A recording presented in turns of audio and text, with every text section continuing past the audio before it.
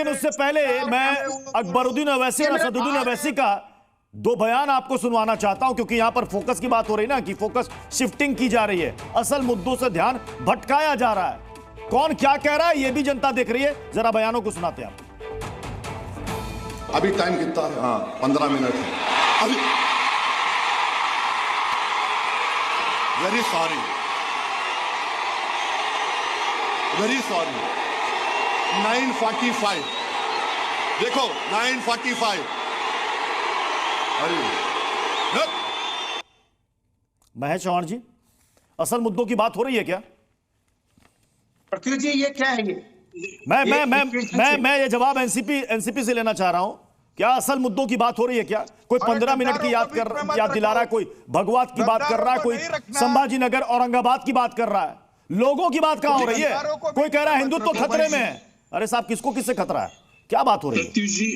प्रत्युष जी, देखिए, संभाजी नगर नाम हो या औरंगाबाद नाम हो, संभाजी नगर, छत्रपति संभाजी नगर के लोगों की समस्याएं कम हुई है क्या? वो महंगाई से त्रस्त नहीं है क्या? संभाजी नगर के लोग बेरोजगारी से त्रस्त नहीं है क्या? संभाजी नगर के किसान, उनको दाम मिल रहे हैं, एमएसपी मिल रहा है क्या? उनकी आय दोगुनी हुई है क्या? वहां पर महिलाओं पर अत्याचार हुए नहीं हो रहे?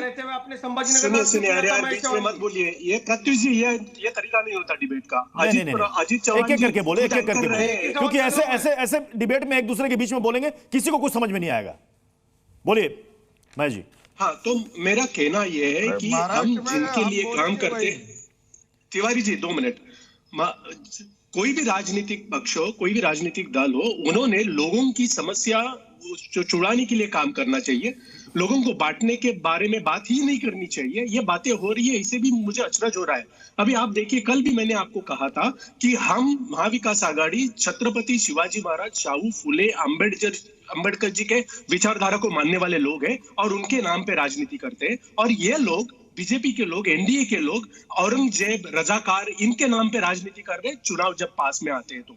देखिए, छत्रपति शिवाजी, अरे अजीत जी, महेश चौहान जी, बीजेपी कहती है कि वो कौन लोग थे जिन्होंने कोर्ट का रुख कर लिया था?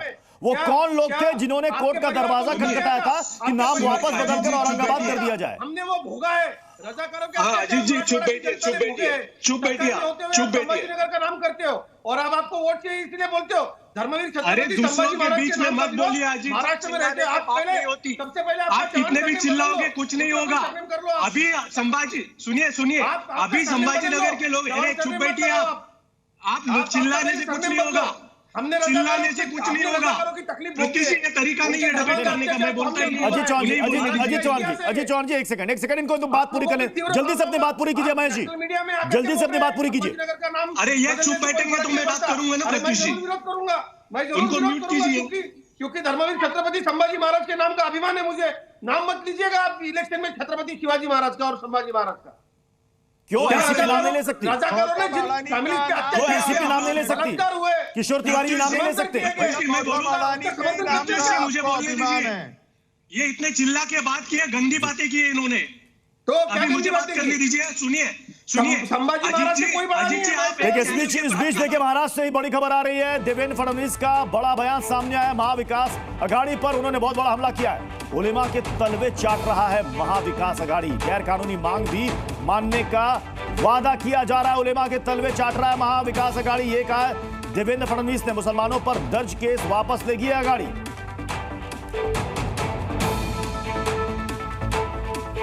जिस प्रकार की परिस्थिति लोकसभा के बाद तैयार हुई, अब जो डर हमको था, ये वापस महाविकास आघाड़ी तलवे चाटने का की राजनीति कर रही है।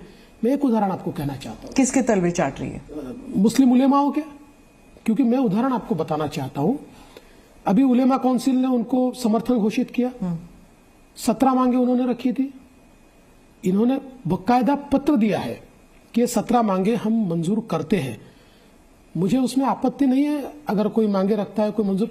मांगे कौन सी है? मैं एक मांग आपको बताता हूं। उसमें से एक मांग उसमें से है 2012 से 2024 तक महाराष्ट्र में जो दंगे हुए, उन दंगों में जिन मुस्लिम समुदाय के लोगों पर केसेस हुई है, वो सारी केसेस खारिज की जाएगी, वापस ले ली जाएगी। किशोर तिवारी जी, बहुत गंभीर आरोप लगाया महाविकास आघाड़ी पर। एक बात मैं बोल रहा हूं जी। कि कानून और भारत के संविधान के खिलाफ जाकर महाविकास आघाड़ी कोई किसी को कुछ देने वाली नहीं है। वोट दो या मत दो। दूसरा बात खरगे जी ने बोला है, ये नहीं, अभी देवेंद्र फडणवीस के बयान पर रहिए, जो देवेंद्र फडणवीस ने कहा कि उलेमाओं के तलवे चाट रहा महाविकास आघाड़ी।